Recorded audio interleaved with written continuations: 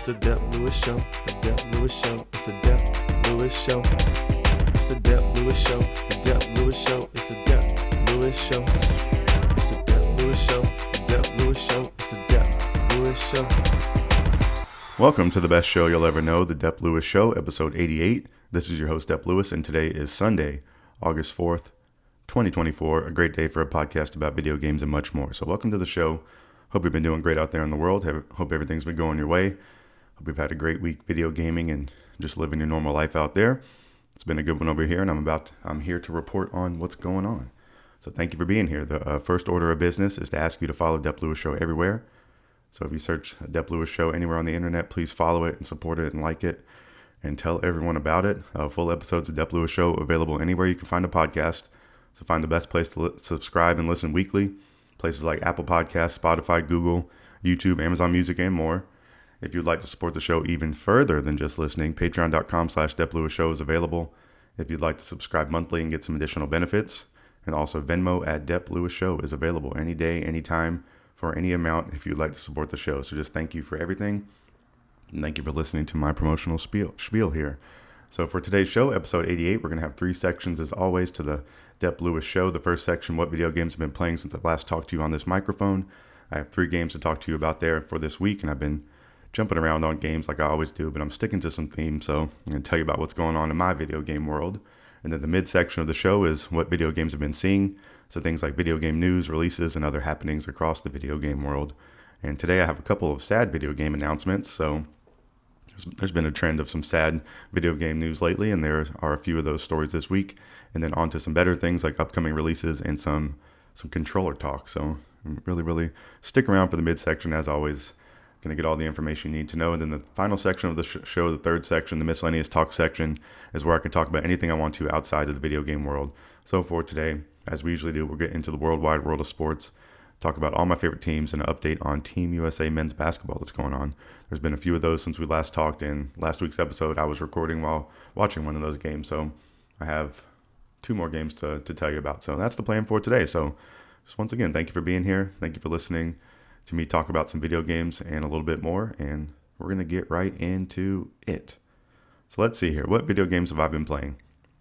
So it is the year of the RPG on the Dep Lewis Show, where I pick a genre and focus on that genre for a year and try to complete some games in that genre and try some things. And the game I picked up last week is something I've had, and it's Persona 5 Royale. I never know which way to say it, but this is Year of the RPG related. I am playing the PS4 version on my PS5. I bought this on the PS4 digitally back in the PS4 days and have just never completed it like many other games I play. But I think this is a franchise I need to try to play some more because I really like most of the things it's doing here. I recently completed my claim to fame completing Final Fantasy VII Remake. So I think that's opened up some RPG doors for me that shows it's possible for me to complete some of these games or at least get far into them. So I'm still in the early stages of this game, about 5 hours in. I don't think I'm past content I've seen before, I don't think I've seen anything new yet. So I think I'm just replaying things at this point. So I was skipping some of the cutscenes early on, but now I'm pretty much watching it, trying to refresh my memory of people like Ryuji and Morgana and Kamoshida with his despicable self causing all that trouble at the beginning of the game. So hopefully going to get Kamoshida out of here. And I'm just doing the early parts. We met Morgana. This is the second time going through with her and got the gun from Ryuji. And I think that's the coolest part of the combat, I think, so far, is having the gun and having your shots and having it replenish after each battle. And the combat's been really fun in this game. So I think, like jokingly, I was saying completing Final Fantasy VII Remake has opened some things up for me, but it has highlighted this style of combat as something I really like, I think is maybe the way to say it. But it's just really fun. I like you can take your time with it. I like there's different abilities. I like you're building up meters. And there's I like the different enemy types. So it's really fun. And it lends well for like relaxing gameplay and also, stressful gameplay if you're into a really tough battle or something like that. But I'm playing this game on, I don't know if there's an easy difficulty, but if there is, I'm playing it on that. But I might just be on the normal difficulty because I believe that's where it started, but I am not sure on that. But I'm playing some Persona 5 Royale. I think I'm going to continue with this. It's the year of the RPG. I need to complete some more of these. My main RPG that I have going on right now is Final Fantasy VII Rebirth, and I haven't made any significant progress there, so no reason really to slot it in this section on the show and tell you about it. But that is something I need to play some more of. And Persona 5 is something I like the idea of in this game, completing it goes day by day. So if you finish a day, you can save. It seems few and far between early on of long sections where you can't save, but there was a point last night I was playing, ready to, crash out and fall asleep, and the story's still going. There's still some things progressing, so I could have just slept my console or gone back to the menu, but for the most part, it gives you some nice goals to work towards if you just want to complete a day or two, something like that. So it's kind of a good one to pick up and drop in and out of. And even if you leave the game up on your screen for a little bit, the music in the background's amazing. So I think I think I'm going down a good avenue with trying to play some more of this. I've gone through playing some Persona 3 Reload this year, and that is the remaster of Persona 3. And I just don't know. Most of the things online will tell you to play Persona 5 first if you never played it. They're saying that's the best introduction, the best one out of the series. I don't think there's any apparent connection between the three games. I don't know. Don't quote me on that, but they're kind of saying you can jump fresh into any of these games. So I'm going back into something I already own, which is nice. I thought about upgrading or getting the newer version for PlayStation or Xbox, but might as well play this. I think the frame rate's just a little bit lower, and that's really about it. There's no DLC, or actually I don't know. I think the Royal has the DLC, but I don't really see too much problems playing this on the PS4 version, and I've been getting back into a little bit of older games. I've been playing things like my 3DS, so games are great across all ages. Across all generations and decades and all things like that. There's value in all the games, or all the times that the games have been released out there. You'll find something good. So Persona 5 Royal is something I've been playing in the last week. I think I'm going to continue playing this, hopefully get some Final Fantasy VII Rebirth sprinkled in here, and that will be my plan for next week so far.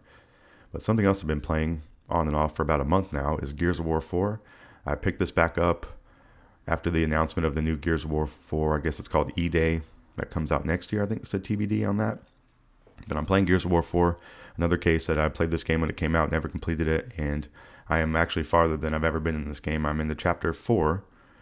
Yeah, I've completed Chapter 3. I'm at the start of Chapter 4, and there are 5 chapters in the game. So I should be, maybe under 5, maybe 5 to 10 hours away from completing this. So maybe not even that much. So this should be something that I complete in the next few weeks, and then hopefully can move on to Gears of War 5, because I did pick that up the other week when I bought this game. So I found some pretty inexpensive physical copies of Gears of War 4 and Gears of War 5, so I think that's been helping this process a little bit, giving me some motivation to move through in this Gears of War 4, and I've been enjoying this game. One thing I wrote is Kate is a cool character, and that's making me more excited to play her in Gears of War 5, so I think that's been a nice touch. These characters are going through some grim situations in here and still fighting through it. And overall, pretty good. Nothing too crazy with the Gears of War story. I like how the cutscenes have been pretty quick and simple, and it gets you right back into the gameplay and things like that. I think the only thing I'm negative on this game, and I guess most Gears of War games, playing by yourself, because I think these situations could be enhanced with playing with other people, but playing solo in the situations that are horde style mode, where you have to guard a certain area, and it gives you some time to fortify your area. Thinking through it in my head right now, maybe it's growing on me a little bit, but overall, I'm never excited. I haven't been excited to get to those sections, and there's been a few of those. I think there's a few more coming up in this game, and those are things that I just have to kind of get over the hurdle with, and hopefully, I don't know if Gears of War 5 is going to have those. I think Gears of War 5 is a little more open world, so I think there's some new elements in that game, but Gears of War 4 overall has been pretty great so far. Been having a whole lot of fun with it, and I have no, firm plans here, but I do want to complete this, and I've just been picking it up on and off. It's just kind of a good filler game to get in there and wait for some chainsaws to go off after battle. So I wrote down the chainsaw noise after battle is still one of the most satisfying things in video games. It's a nice signal that things are calm, you've completed what you need to, and you can take a breath, and it's after a chainsaw noise. That's pretty crazy. So Gears of War 4 has been really, really fun, and hopefully I will complete that relatively soon. In the next month or so, I think would be probably a reasonable estimate for me. A normal person could complete it probably today, but for me, it might take a month or two, or it might take 3 years. You never know. But I'm going to report to you what's going on with me on the video game world in this section every week anyway, so you'll get to know what's going on with me. So something else, the last game I want to tell you about I've been playing, this is another jump around, and this is part of another challenge to myself that I've thrown down the gauntlet a couple weeks ago. It's called the Zelda challenge, where I need to complete a Legend of Zelda game. So over the course of my life, I've played most of all the Zelda games. I've never completed one. I get trolled a little bit in real life about this, and I should get trolled, in the comments or on the internet about this as well, because that is pretty sad. And I think this is a franchise I like a whole lot. Dep Lewis Show. I was going to say the Dep Lewis Show Awards last year gave Tears of the Kingdom Game of the Year. And that was, based off 60-something hours of gameplay and me really enjoying my time with it and having plans to come back to it. So, now taking a step back to Breath of the Wild. I don't know why. I just decided to go back to the original. I have a lot less progress in this than I do in Tears of the Kingdom, because I played Breath of the Wild on my OG Switch, and this is the OLED Switch I have, which I never transfer my saves like a dummy, and I've had to restart. So that is another story of my life with some video games as well. But I'm liking some of the simplicity of this one so far. So I'm not having to worry about the sky or the underground. I'm not having to worry about connecting things and things of that nature. So I think that's been a little more helpful in my video game brain. But I did work on getting my money up. That's something I like to do in these games, so I can buy armor and the clothes and stuff like that and keep arrows stocked.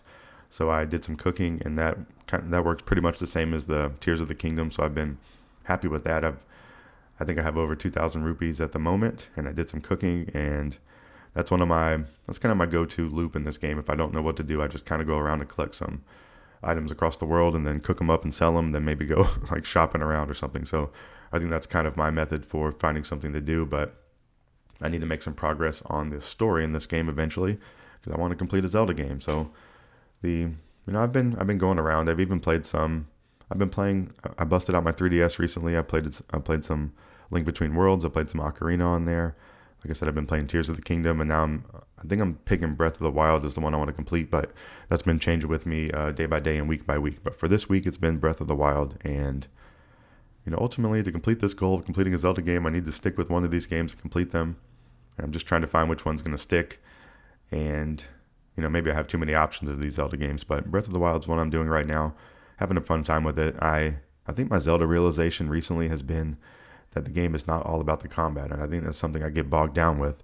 When I come across enemies, I feel like I have to fight them, or go into that area.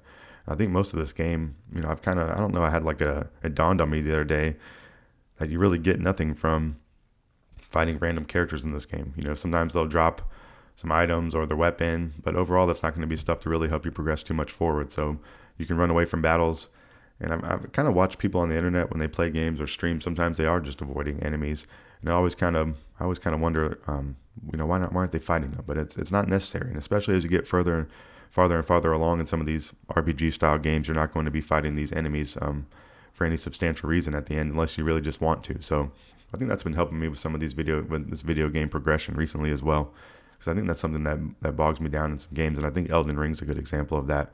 Of something where I just do too much farming of low-level enemies, and it's not really helping me make any progress in this game. So I'm taking this Breath of the Wild approach, playing this game and being a little more just adventure-y and just going across the landscape and looking for what's out there, more so than just dedicating myself to fighting any enemies that I come across, because I think it's slowed me down too much. So that's been something a new approach to this, and I wrote the Guardians are no joke, so I did take my horse out, and I went to the stable, took my horse out, and was nervous about taking my horse, and I'm riding along the trail for a little bit, and all of a sudden I'm getting blasted by a laser beam from the Guardian. So it was pretty rough. Me and my horse both got taken out. So I don't know if I'm going to take my horses that I might just need to find a wild horse to go ride around, I think is my plan. And the other thing I've been doing in this game is I've been shield surfing, so it's been very fun too. I've been breaking my shields. I need to find some higher level shields so I can do some more shield surfing, but that's a pretty amazing thing in this game. I do have I think that's another thing for it's wanting me to just be mobile and move around the world more so than just the fighting. So I don't know why that's just been clicking with me recently, but it's something that I've been trying to approach the game with. So the shield surfing's been an example of that. I even have the DLC in this game, so I think I have the ability to get a motorcycle at some point. So these are all things I need to do, and I need to complete a Zelda game. So you heard it here. I'm trying to complete a Zelda game. I don't know which one exactly I'm going to do yet. But I would love to complete one before September, when the new Echoes of Wisdom comes out. And I am going to tell myself that I'm not going to buy that game unless I complete another Zelda game. So it's going to kind of be my rule a little bit. And, rules can be broken, blah, blah, blah, blah, but that's going to be my approach. And I think it's been working for me recently. So if I want to get the new game, I need to complete the prior game or the prior game or a game I already own. So that's been a little bit of my plan, and that's what I'm doing here. And hopefully I'll have some more Zelda progress. I think I need to go ahead and just make a section in this first section each week to give you an update on what my Zelda challenge is doing, even if I don't make any progress. But I need to keep making some progress, so I will keep reporting that back to you here on the show. So the last thing I want to tell you about my video gaming for this week is it's the year of the RPG on the Dep Lewis Show. So it's just a year of focusing on RPGs and thinking about them some more and trying to really dive into what I like about them. And I think there's a whole lot I like about them. So the ones I've been playing are Final Fantasy VII Rebirth. Persona 5 Royal is in my rotation right now. Other ones I've been playing that I need to play more of or get to would be Super Mario RPG Remake, Paper Mario The Thousand Year Door Remake, Crisis Core Final Fantasy VII Reunion. And I have other ones in my library and things to get to. But the main ones I guess I want to stick to right now would be, I guess I'm really in a Persona, Zelda, Final Fantasy kind of trilogy going right here, or trident, or whatever you want to call, trio. I think those are three franchises that I should play more than I do, and I think this is a good example of trying them out. So that's what I'm doing here, and I'll be back next week to report to you what's going on with me in my video game world, my video gaming progress and habits. So this week I've been playing, or the past week I've been playing Persona 5 Royale, Gears of War 4, Zelda, Breath of the Wild, and it is the year of the RPG on the Dep Lewis Show. So that is going to wrap up this first section of the show. That's everything I've been playing. So you're going to hear some lovely break music from friend of the show, Volnus. And then we're going to come back for the mid-section of the show where I tell you all about the video game news going on across the world, across the video game landscape that you need to know that's been going down in the last week. So go take a quick break and come back for the mid-section of Dep Lewis Show, episode 88, after this music.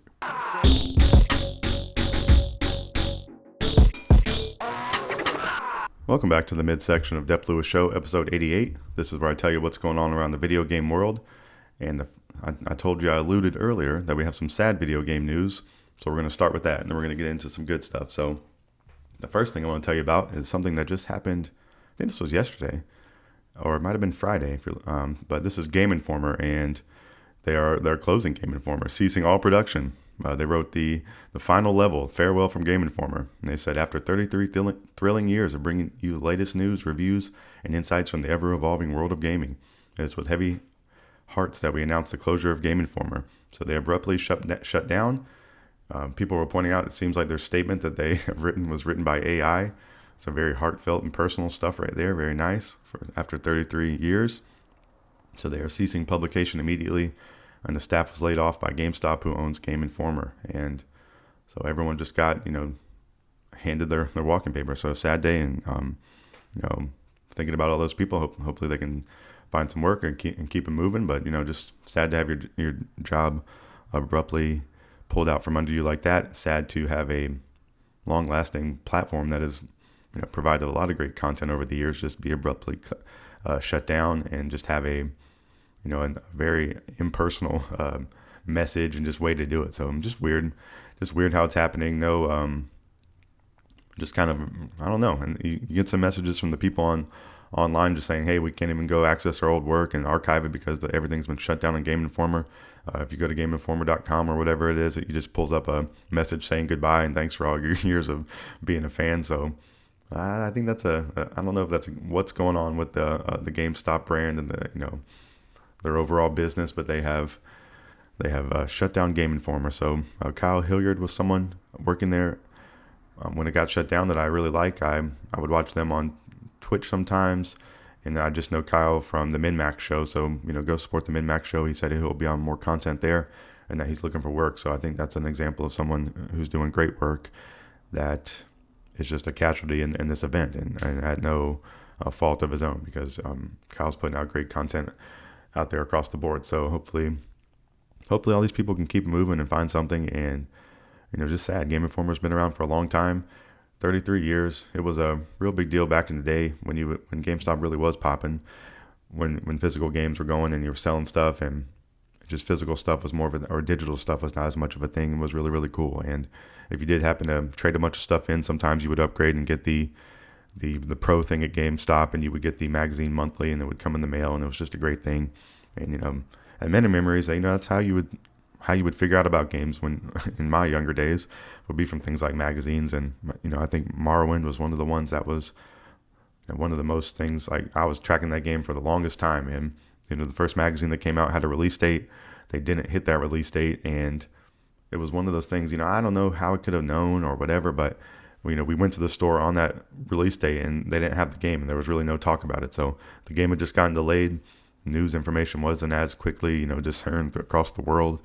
So it was just one of those things. It was more mysterious, and thinking back, it was sad not getting that game, but when I did end up getting Morrowind, it was amazing. I can kind of remember the day still, and it's one of my favorite video games of all time. So a lot of good memories with the Game Informer. They had a podcast going I would listen to for a while, but it was mainly the publication was something that was a big deal, and it was a big deal more so to me back in the day. So I can see how some of their business practices would need to change, but just a weird abrupt ending to it. They do have there's a lot of people making content these days, so I think you could do it in some type of smaller fashion. I don't think they had a giant team, so I don't really understand. I don't know. I don't know. I guess I get it a little bit. It's probably a small portion of their business, something that they don't want to have to worry about in any manner, but it just seems a little bit cold-hearted. But the business world and acquisitions, things like that, are pretty cold-hearted and things like that. So that's kind of how it works, whether that makes you feel good or not. And this one doesn't make anyone feel good, I don't think. The Game Informer closing, I think the only people that this makes feel good is probably the people who made the decisions. And maybe it only makes them feel good as something they viewed as a problem has gone away. But they really didn't get too much from it if that's not being successful. So I don't know.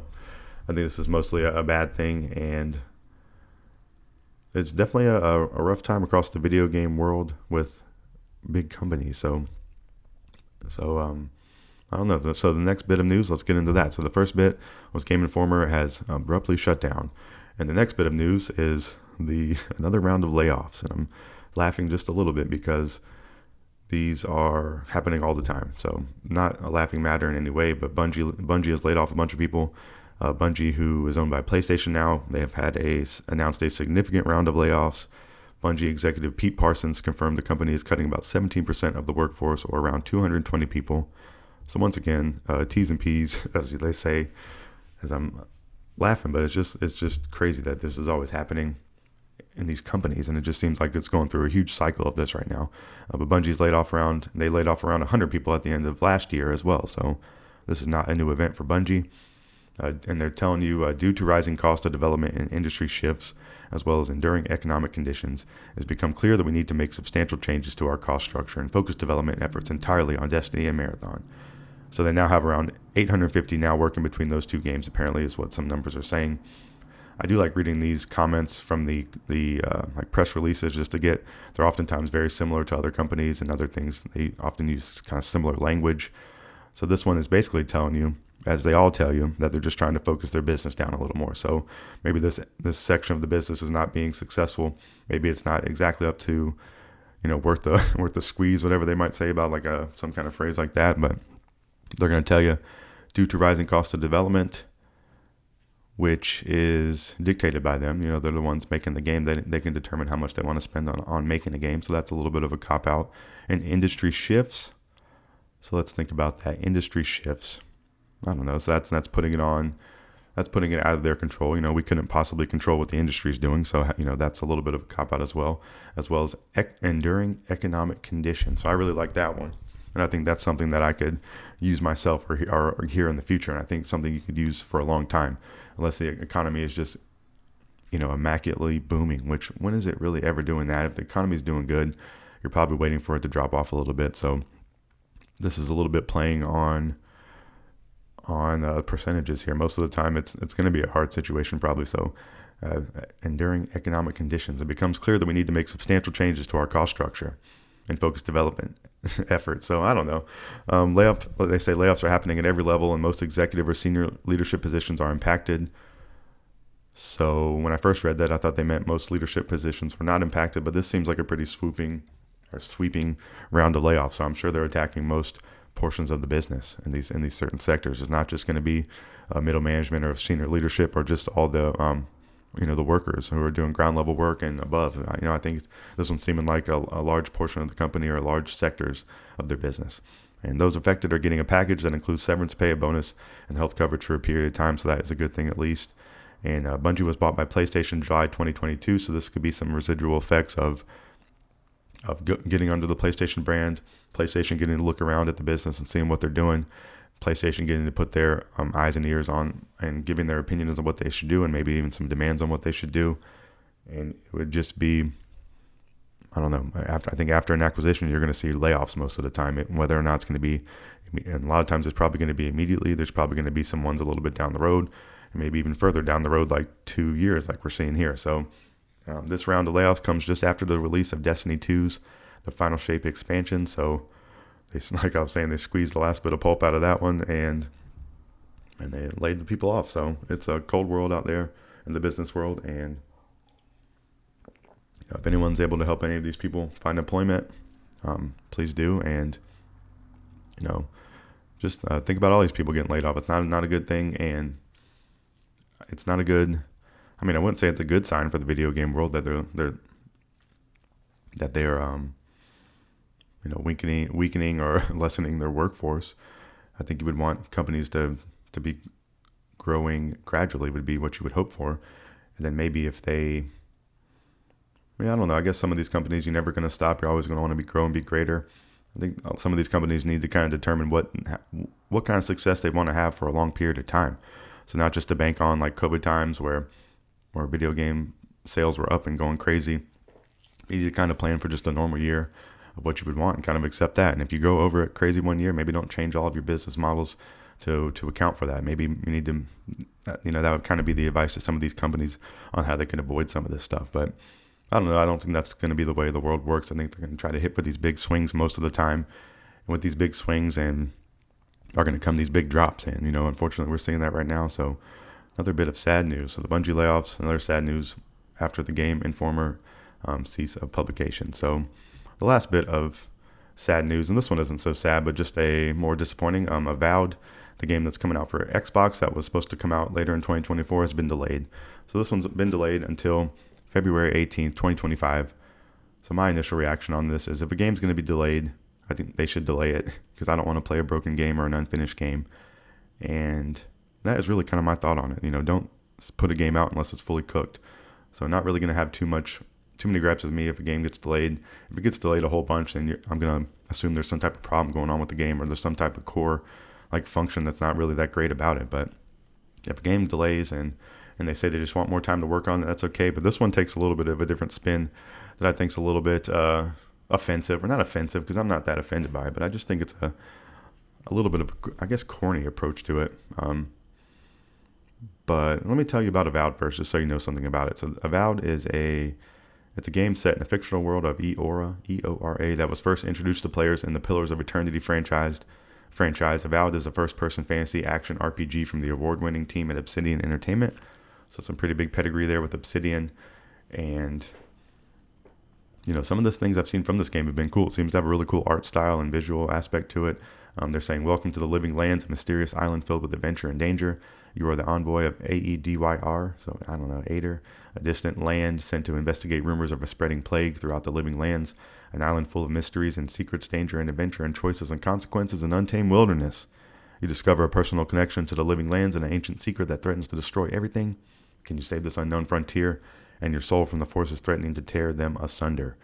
So, it all sounds pretty good. Everyone's a little bit on the lookout, I would say, for a big Microsoft first-party game to come out and really prove why you should be owning an Xbox. And I think this one was tracking to be an example of that. I don't think it was tracking to be some type of home run, but I think it was tracking to be okay. And this is, I don't know, just one notch, a little something to note that they're delaying it. We'll see what's going on. I just really don't like the reasoning behind it. So Xbox says, I just think it's disingenuous. That would be my point with this. Most of the time companies are trying to tell you they want to be transparent, but they most of the time can't be. And some of these things, they should just be a little more straight up, I would think. But Xbox says, so many games coming. As such, we're moving Avowed to February 18, 2025 to give players backlogs some breathing room. Stay tuned for more from our games across Activision, Blizzard, Bethesda, and Xbox Game Studios at Gamescom, including our August 23rd, 2024 live stream for a look at Avowed. So just, come on, oh, thank you for looking out for my backlog. Everyone has a backlog. They're just kind of playing into video game stuff there. So we don't need you managing our backlog, Xbox. We can do that on our own, even if we don't manage it well. Sometimes we don't really need you worrying about that. So that's corny. And so many games coming. That's been the gripe with Xbox. They haven't had any games. So it's just so silly for them to sound so confident. And maybe these games are going to be amazing, but I think everyone, if you had to bet some money right now, you would bet the under on those being so awesome. So just seems a little bit corny. I think they just need to say, the approach that everyone would love on a game being delayed is saying, hey, we want more time to work on this and polish it and make sure that we're selling you a great product. I don't think anyone cares about too much outside of that, unless they want to sell it in early access and then have you know that it's going to be a little bit shaky. But, who cares? No one cares about Xbox looking out after their backlog. No one cares about Xbox having a crowded calendar. We would all like for Xbox to have a crowded calendar. So it's just backwards. And I get what they're going at. They're trying to be a little bit cutesy with it, but it just kind of makes you, they're just kind of talking stupid to a consumer. And most consumers these days are really smart, even down to young people to old people. We have, they have the access to the information out there, and you can look at a calendar and you can look at comments on what people are thinking and the overall, and you have podcasts and shows and all sorts of things. So people know what's going on out there, and we don't need comments like this. Xbox would be my opinion on that, but whatever. It's getting delayed. It's not that far of a delay, and we really didn't have a firm release date anyway for 2024. So they're only delaying it a little bit into 2025. So not too big of a deal. But then, I'm hating a little bit on the Xbox first party games. So in this announcement, they have a graphic that shows, here's all the games coming out. So don't worry, you're going to be okay. You don't need to play Avowed right now. And the list of games right here is, it's nothing great either, but I think I get what they're doing. They're touting World of Warcraft, The War Within, which is August 26, 2024. So an expansion to World of Warcraft, a long-running MMO. Age of Mythology Retold comes out September 4, 2024. Another game, I don't think I'm checking for that. Aura History Untold. So the last game was Retold, and this one is Untold. Comes out September 24, 2024. I don't think I have any interest in that. Diablo Vessel of Hatred, October 8th, 2024. I do think that is interesting. I think Diablo 4 is a cool game, and this is an expansion, so I think it should be treated as an expansion and not some type of reason to be delaying first-party games that people are excited about. But Diablo Vessel of Hatred, October 8th, 2024. And then this one is, I think, the crux of the issue here. Call of Duty Black Ops 6, October 25th, 2024. So now that Xbox and Activision is all one, this is their ace in the hole. They got Call of Duty now, and they're trying to return to Call of Duty greatness. So they're hedging their bets a little bit here. That they're clearing the way for Call of Duty. They really want to make this successful. I guess this is their really big first go at it. I don't know if last year counted as their first big go at it, but this one is, Call of Duty 3, the most recent release, got put on Game Pass. They're talking about this one is going to be coming to Game Pass. So I think they're putting all their efforts into this, and they should maybe just say that we're focusing on the release of Call of Duty this year, because that's what they're doing. That's probably, if you're in these executive meetings, that's probably what they're talking about. So why don't they tell you that a little bit? They don't have to tell you the exact plan, but I mean, to say you're going to be delaying a game to clear room for things, it's like you're clearing the way for Call of Duty, which is not just, normally people don't think of it as an Xbox game, but now it is, sort of. And I don't think that's a good sign for Xbox. So they're just going to become the third party. I mean, they kind of already are a third party box, but they're giving you this approach that they have so many games coming. So I think that's the weird part about this argument. So whatever. Whatever. I'm being a little haterish on it, but I do think there's a little bit of negative stuff going on here. So then they have Microsoft Flight Simulator coming 2024, 11/19/2024. So I guess that game's getting updated, or a new version of that. I'm not too familiar with the Flight Simulator game, but that's something. And then that's everything that they have with a date on it for this year. So that's everything that they're saying they're clearing the runway for. And if you want to use your brain, it's basically, and they're all, two of those are third-party games, Diablo and Call of Duty. Those are things that are, and I mean, I guess most of them are, except for Flight Simulator. But that's their big list of things. That's their big clear out. Their big ISO for the fall. And then the other games they do have two others with a 2024 to be announced date. So, maybe they got to clear those out because they have too much heat coming. So who knows? But Indiana Jones and the Great Circle is supposed to come out in 2024. And then Starfield Shattered Space DLC is supposed to come out in 2024. And just some more, a little bit hatery Starfield. That's an expansion coming out. It's not a full game. Starfield, was released and I guess not fully fleshed out. A lot of people thought it was kind of a flop. And it seems like they've updated some stuff along the way there. So another example of a game not being cooked. And then they are selling some DLC to this later on without a date, and using that as another clear runway. So then everything they got for next year, and the first release of next year that they have on the books is Avowed for February 18, 2025. South of Midnight comes out in 2025 apparently. Doom: The Dark Ages 2025. Fable 2025. And then they have an and more. So just very silly. Main news there, Avowed's been delayed, and I'm going to get off the negative news for today. All right, so let's get into some good news. So we're going to talk about some video game releases, some announcements, and things like that. And the first one is a new game. And if you're listening in real time, this game comes out tomorrow. So if you're listening in real time, you don't have to wait too much longer to play Fields of Mistria. This game releases on August 5th, 2024. It is $13.99 US. It is considered early access right now. It says their plan is for 1 year of early access with regular content updates along the way. This game is touting full controller support and available on Steam. Doesn't look like there's a version for the Mac side currently, and you need 6 but at least 8 gigabytes of RAM to play this. So it seems like this can be a game that a lot of people can play, and I think it's going to be one a lot of people do want to play.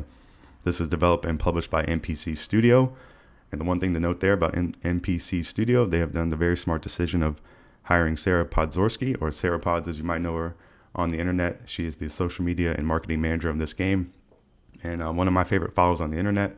So that is cool to be able to see someone I like to follow and like their content be a part of a video game and a video game release. So just very cool, and I wanted to make sure I highlight that extra on the show today. So Sarahpodz is on X and most likely everywhere. If you want to go follow her, twitch.tv/Sarahpodz. Check out her streams.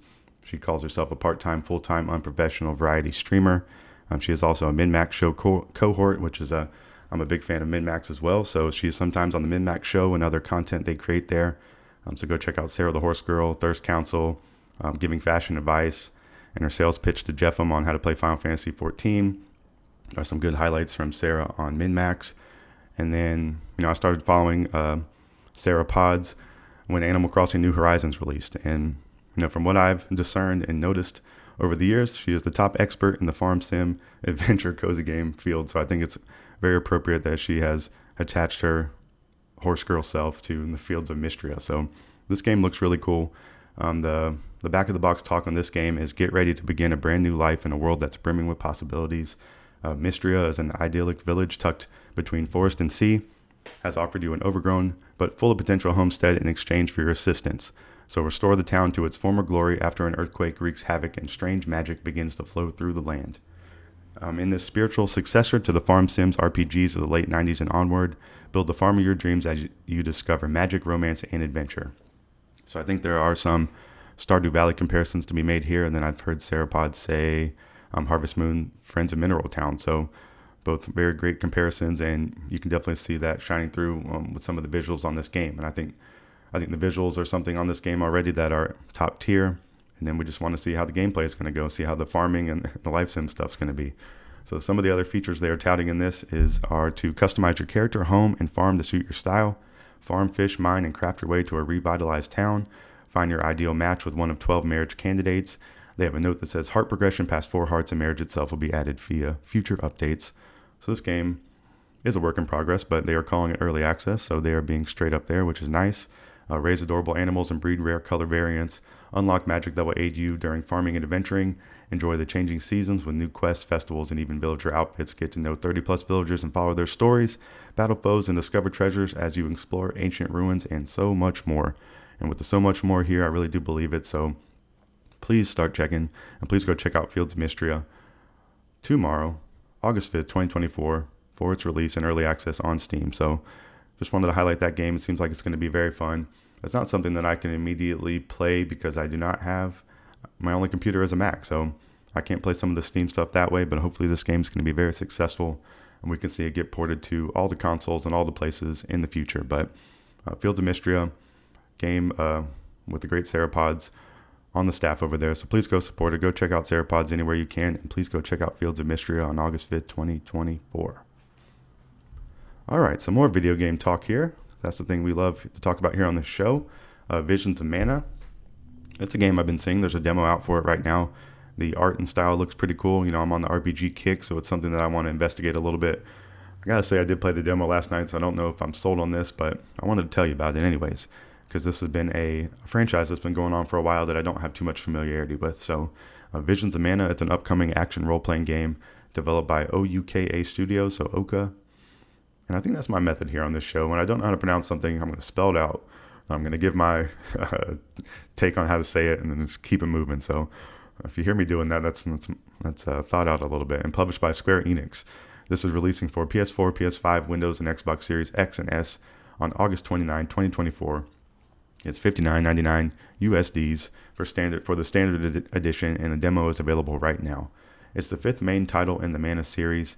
It revolves around the sacred sword and Mana, the protagonist Val and his childhood friend Hinna, the newly appointed Alma Fire, set off on a journey to the Mana tree.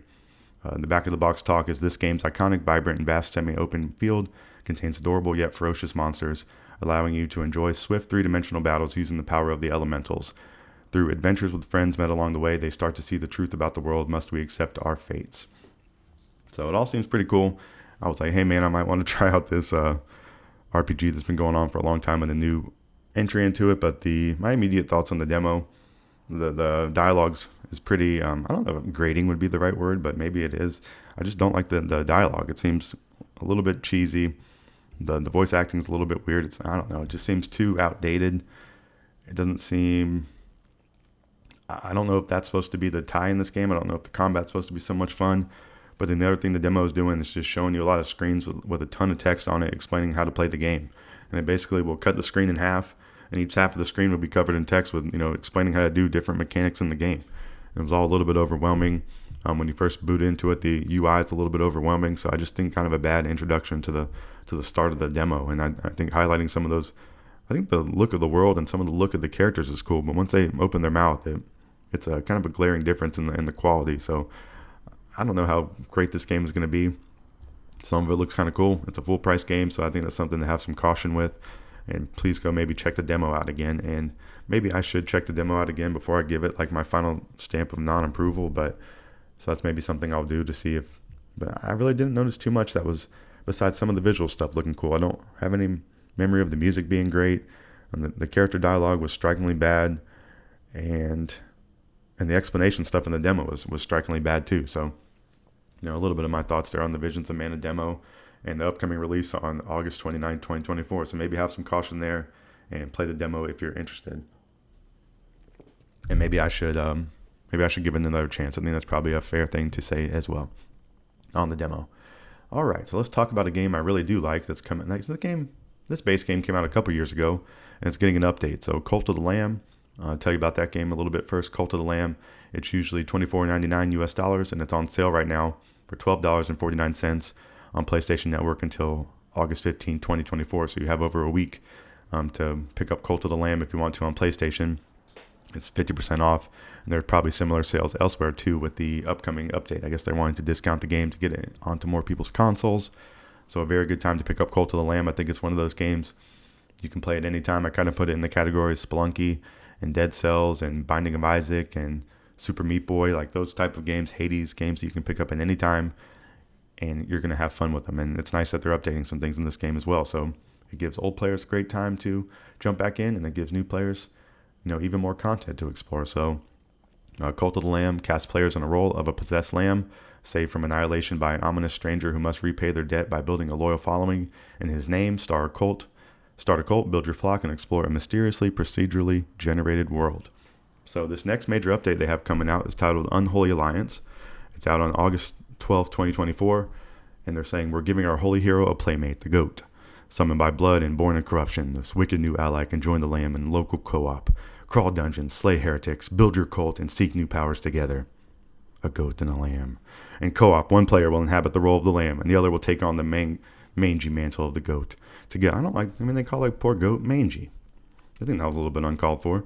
Together, this unholy pair can indulge in a new two-player twist on exciting minigames like fishing and knucklebones, as well as discovering and equipping a selection of corrupted weapons, tarot cards, curses, and relics to aid them on their epic cooperative crusade. So this game does have a lot of personality, and it's very cool, and it's very, they're getting into these unholy aspects, but it's all kind of in very, kind of like a cutesy, sort of cool way. It's not too overwhelming with that stuff in it. It really is just kind of fun. This update, Unholy Alliance, introduces a vast array of new follower traits to the game, making your flock more diverse, charismatic, and unpredictable than ever before. It adds 2 new structures to the game, a nursery and the new Knucklebones Arena. I love the name Knucklebones. A heap of new relics and tarot cards into the mix, some of which have been designed with co-op in mind.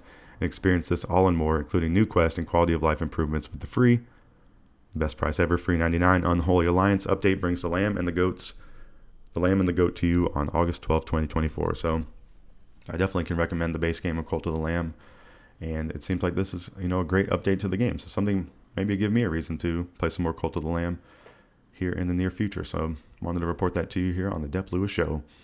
Cult of the Lamb Unholy Alliance out August 12th, 2024. So not too far away for listening in real time. All right. So we're off the actual game portion of the midsection. I want to tell you about something I told you about earlier. We're going to have some controller talk. So it just so happens there have been 2 controllers announced in the last week that have been two controllers that have been announced that are very cool. These are not new controllers. One is a PlayStation DualSense controller. The other is an Xbox controller, but they are both very awesome special editions.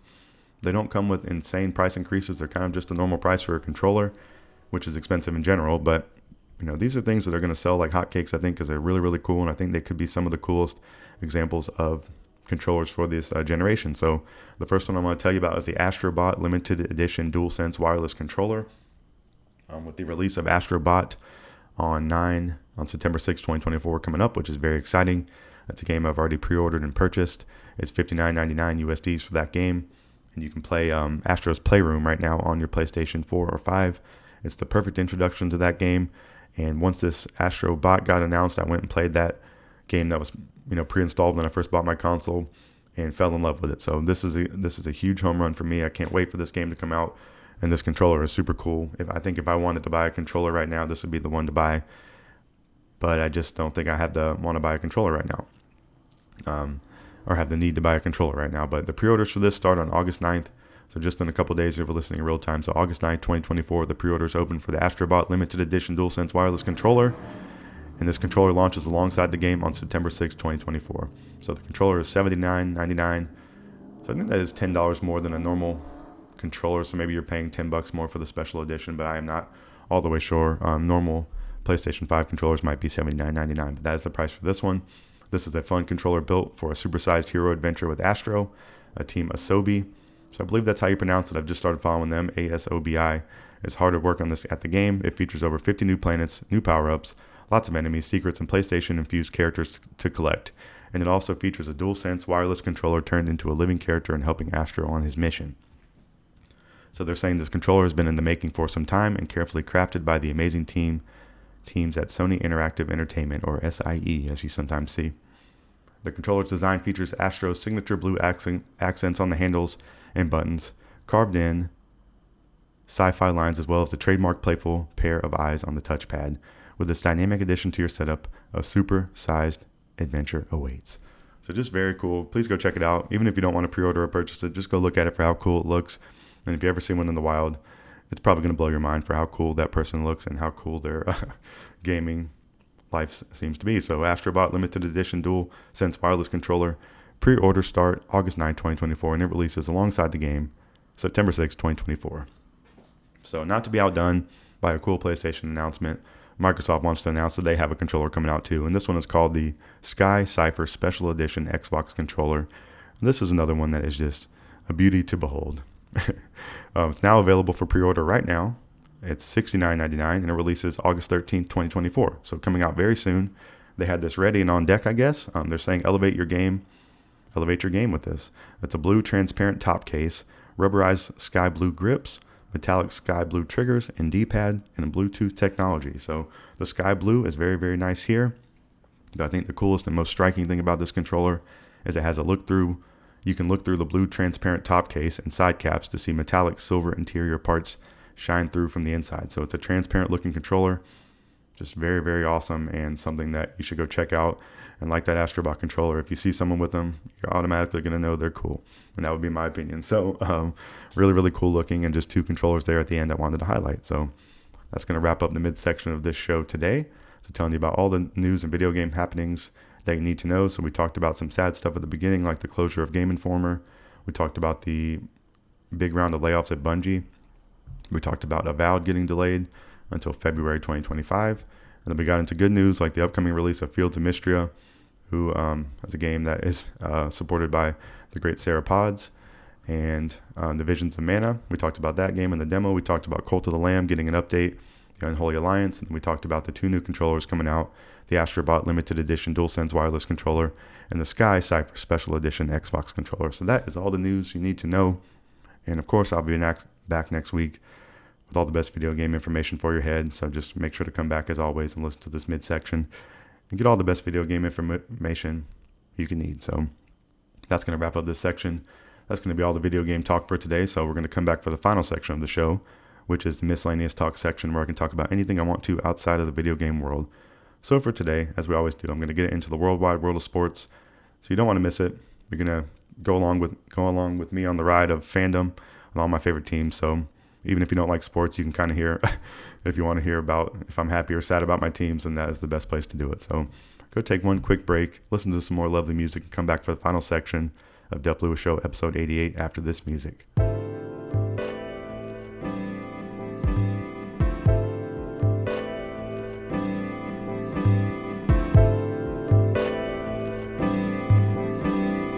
Welcome back to the final section of Dep Lewis Show, episode 88. This is the Miscellaneous Talk section, where I can talk about anything I want to outside of the video game world.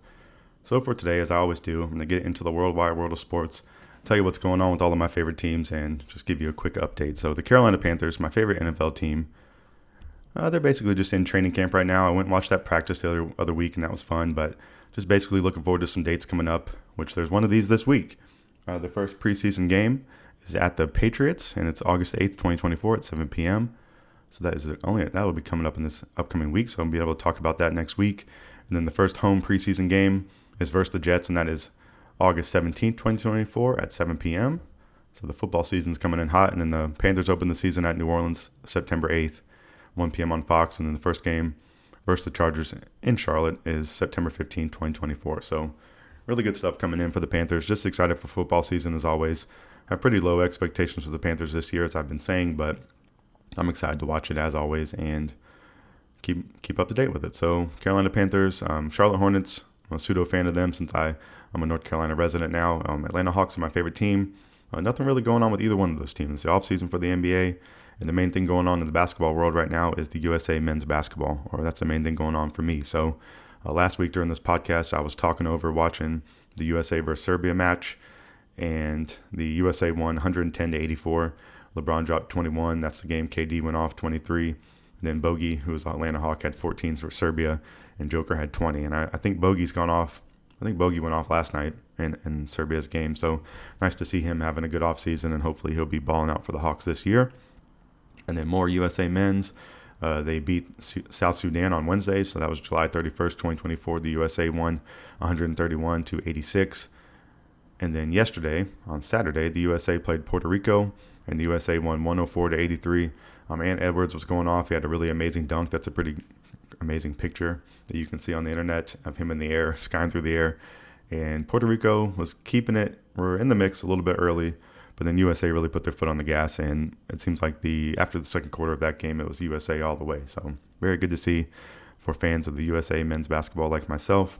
And the next USA match is August 6th versus, it was to be announced when I checked yesterday, so I'm not sure if there's an opponent yet, but just a couple of days away from that. So, I'll be updating you with what's going on with the USA and hopefully talking about a gold medal there in the future. So go USA. And then my favorite team in the universe, the Atlanta Braves, tell you what's going on with them. So last Sunday they played the Mets to wrap up the week, and the Braves actually won 9-2, which was nice, but the sad portion of that was Ronaldo Lopez left early because of injury, and I think the news on that is he's day-to-day. I believe he's going to skip one start and then get back in the rotation, so that's good news. So hopefully no setbacks there, and hopefully they can avoid having to put him on the injured list. So the Braves also traded for Soler and Luke Jackson since I've last talked to you, I believe, and they traded Tyler Matzik was the main piece going away in there, so thank you to Tyler Matzik for all his services. Maybe we'll see him back as a Brave one day, but I think it was good to pick up Soler. We needed an outfielder, and getting Luke Jackson back is very nice too. A little nostalgia blast, and hopefully they can come through and play some good ball. And Solaire's rocking number 2 now, I saw, which is kind of nice. That was his number on the Giants, and I think looks good. And I'm just ready to see the Braves really get into action here. So Monday they lost to the Brewers 3-8 up in Milwaukee. On Tuesday they beat the Brewers 5-1. Wednesday they beat the Brewers 6-2. Thursday they beat the Marlins 4-2. So this is sounding about right for what I like to hear from the Atlanta Braves. Friday they beat the Marlins 5-3, and then Saturday they lost to the Marlins 3-4, which was pretty disappointing. The Braves came back to they were down early, came back. They took the lead and then they lost it. So whatever. Had a lot of wins this week, so that was pretty good. And the Braves played today, August 4th, 2024, versus the Marlins to wrap up the week. And Max Fried is back today, so that is excellent news. He's one of my favorite players on the Braves, and I hope he can be healthy for the remainder of the season. So that game is at 1:35 today, so just about an hour and a half away. So I'm going to wrap up this podcast, get it put out, and then I'm going to watch some baseball today is the main plan. And I'll tell you about the result next week on episode 89. And then next week, the Braves have no game tomorrow on Monday. The Brewers are in Atlanta, so some more Brew Crew for the Braves, but they're in Atlanta this time. So they'll be the Brewers in Atlanta Tuesday, Chris Sale pitching Wednesday, Charlie Morton pitching, and Thursday, Schwellenbach is pitching, and that one's a 12:20 start on Thursday in Atlanta. And then the Braves go to Colorado to play the Rockies Friday, Saturday, and Sunday. So tough test early in the week with the Brewers, and hopefully rack up some wins against the Rockies would be my hope there. And just go Braves as always. Hopefully, we're going to have Max Fried back today. We need to get Ozzie and Money Mike back out there and get Solaire going and hitting some bombs and really get the Braves rolling. It'll be nice. So that is the plan. So go Braves, go all of my teams, and just go sports. A great form of entertainment out there, and I love some sports. So go sports. So that's going to wrap up this miscellaneous talk section. We talked about all my favorite teams. We talked about the Carolina Panthers, the Charlotte Hornets, the Atlanta Hawks. We talked about the USA men's basketball with their ongoing quest for the gold medal. Then we talked about the best team in the whole universe and galaxy and every time continuum, the Atlanta Braves. So that's going to wrap up the entire show for this week. Thank you for listening. I want to reiterate some promotional talk from the beginning to really help me out if you'd like to help me more than just listening. So please follow Dep Lewis Show everywhere. Full episodes of Dep Lewis Show available anywhere you can find a podcast, so just a reminder on that. Find the best place to subscribe and listen weekly, places like Apple Podcasts, Spotify, Google, YouTube, Amazon Music, and more. If you'd like to support the show even further than just listening, patreon.com/DepLewisShow is available if you'd like to subscribe monthly and get some additional benefits. And then also Venmo at Dep Lewis Show is available any day, anytime, for any amount if you'd like to support the show. I just thank you for being a listener. I hope you have a great week out there in the world. Let's see. I just want to thank you for listening. I wanted to say something about, I've been having a lot of people listening to me on smart speakers and Amazon Echoes. I just want to say thank you very much for that. It's just interesting to see that sector of like the analytics come through of people listening to me on smart speakers. But if you're listening to me on a smart speaker right now, just an extra thanks to you. I've been seeing an increase in some downloads, and it's because of you out there. So just a special thank you to you and any listener of the Dep Lewis Show. I really appreciate all the support. This is just an independent show, and I just enjoy doing it, and I would love for it to be successful one day. So just thank you for listening and playing a part in that, and just have a great week out there in the world. And I'll be back next week to tell you about all the video game things and much more, and that's the plan. So thank you for being a listener, and I'll be back next week for another episode of Dep Lewis Show. See you then.